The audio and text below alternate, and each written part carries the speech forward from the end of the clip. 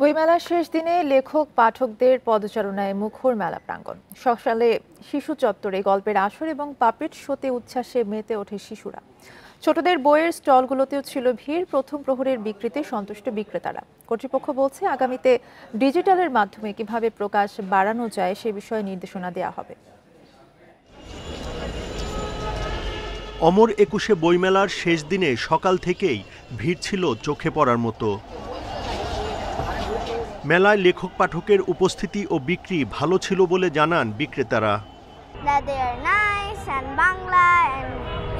আমি অনেক কিছু কিনলাম। নিজেরা তো সবসময় বইমেলায় এসেছি, তো চেয়েছি যেন ও আমার নাতনি, আমি চেয়েছি যেন ওরাও বইয়ের সাথে সম্পর্কিত হোক। লাস্ট ডে আজকে, বাচ্চারা আর ফ্যামিলি, আজকে ফ্রাইডে, সবাই মানে আগ্রহী। আমরা চাচ্ছি যে আরও যেন আসে। আজকেই তো শেষ, তো আলহামদুলিল্লাহ ভালোই হচ্ছে, আর আশা করছি আরও যেন ভালো হয়।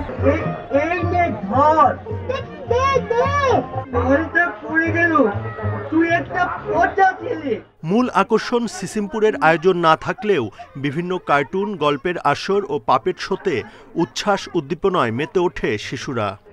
বিভিন্ন পাপেট শো দেখছি, খেলা দেখছি, অনেক মানুষ বসে আমাদের সাথে দেখছে, আমরা গানও শুনতে পাচ্ছি। আমি কখনো এটা আর কি এই সময় কখনো আসিনি, তো প্রথমবার এটা দেখে অনেক ভালো লাগছে এবং আমার ভাই অনেক মজা করছে। মেলায় এবার বই বিক্রি নিয়ে হতাশা ও অসন্তোষের কথা জানিয়েছেন প্রকাশকরা। তবে আয়োজন সফল ছিল দাবি করে কর্তৃপক্ষ বলছে, আগামীতে বই প্রকাশে অডিও ভিডিওর প্রাধান্য থাকবে।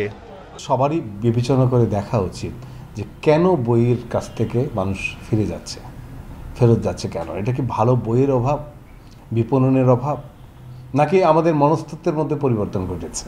অডিও ভিজুয়াল যে জায়গাটা, সেটার সঙ্গে বইমেলা যুক্ত হবে কিনা এটা একটা নীতিগত সিদ্ধান্ত, এবং আমার মনে হয় আগামীতে এই বিষয়ে ভাবার সুযোগ আছে। একুশে বইমেলার শেষ প্রহরে ভিড় ও বিক্রি বাড়ার আশা প্রকাশক, স্টল মালিকদের। Buddhadeb Kundu, independent news, Dhaka.